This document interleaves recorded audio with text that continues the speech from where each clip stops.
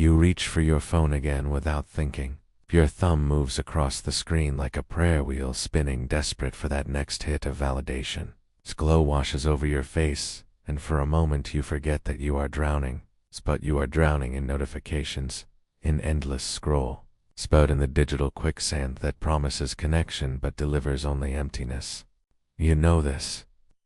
Deep down beneath the layers of justification, beneath the voice that says just 5 more minutes, you know this is killing something inside you, something sacred that once belonged to you alone, your mind. 2,000 years ago, a Roman emperor sat in his tent on the frontier of a crumbling empire and wrote words that would outlive dynasties. Marcus Aurelius understood something we have forgotten. He wrote, "You have power over your mind, not outside events. Realize this, and you will find strength." But we have surrendered that power. We have handed over the keys to our consciousness, to algorithms designed to harvest our attention like crops in a field. We check our phones 150 times a day, spend over 7 hours staring at screens. We have become digital serfs in a kingdom we never chose to enter. And the cost? Your ability to sit with a single thought for longer than 30 seconds is gone. Your capacity to find wonder in the space between heartbeats, in the way sunlight catches dust, in the profound silence of your own company has eroded. Your relationships have become surface level, performed, curated for consumption rather than lived in the messy, beautiful reality of human connection. Too, have become a stranger to yourself. When was the last time you sat in stillness without reaching for distraction? When was the last time you felt the weight of your own thoughts without immediately needing to share them, comment on them, photograph them, broadcast them to a world that has stopped listening? We tell ourselves stories. We say we need to stay connected, we need to be informed, we are building relationships, growing our networks, staying relevant. But Epictetus, who knew real chains, too lived as a slave before becoming one of history's greatest teachers. Understood the difference between necessary connection and voluntary bondage.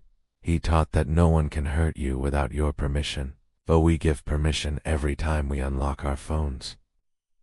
Every time we let the outrage machine flood our nervous systems with chemicals meant for true emergencies.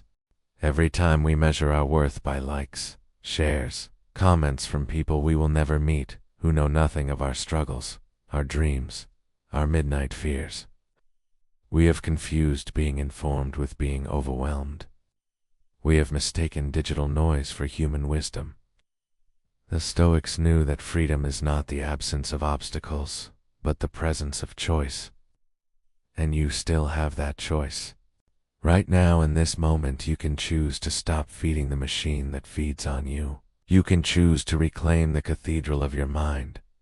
This is not about returning to caves or rejecting all technology. This is about sovereignty. It's about becoming the ruler of your own attention rather than its slave.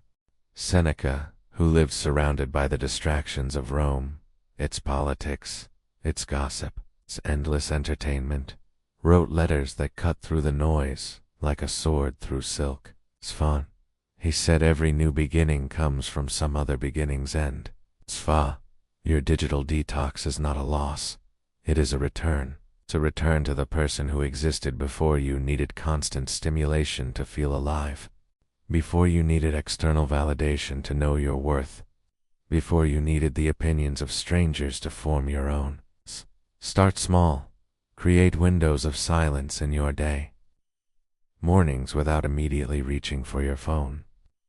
Evenings where you let your thoughts settle like sediment in still water. Meals eaten without documentation. Conversations held without performance. Walks taken without podcasts filling every space where wonder might grow.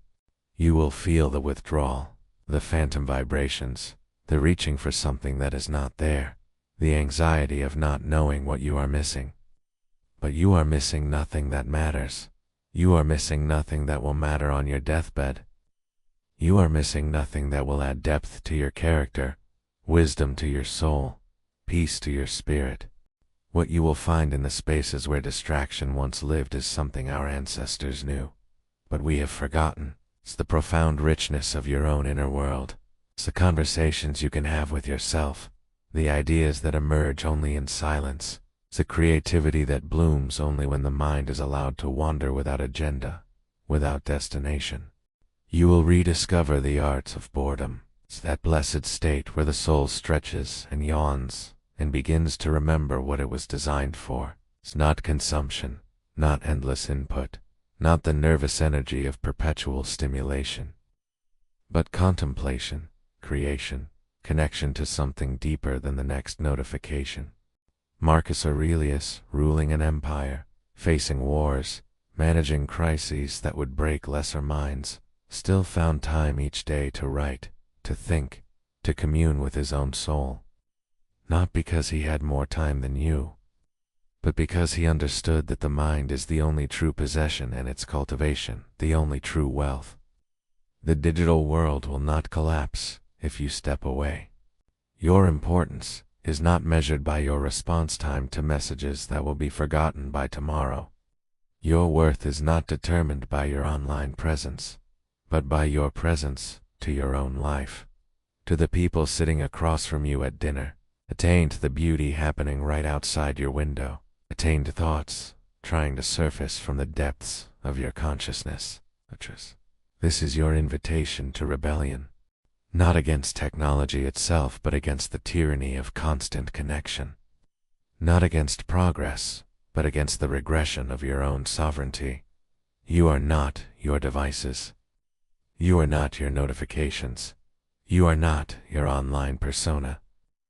You are the awareness behind the screen. The consciousness that observes the compulsion without being ruled by it. You are the space where thoughts arise and pass away. You are the silence between the words. You are the stillness that no algorithm can touch. Marcus Aurelius wrote, "Remember how brief life is, how vast the universe. In the vastness of your one wild life, will you spend it enslaved to screens or awake to the infinite mystery of being alive? The choice, as always, is yours, and the choice, as always, is now. Put down the phone, cup, breathe. Remember who you were before you forgot how to be alone with yourself. Remember the power you were born with. It's the power to choose where your attention goes. That power has been sleeping. It is time to wake it up."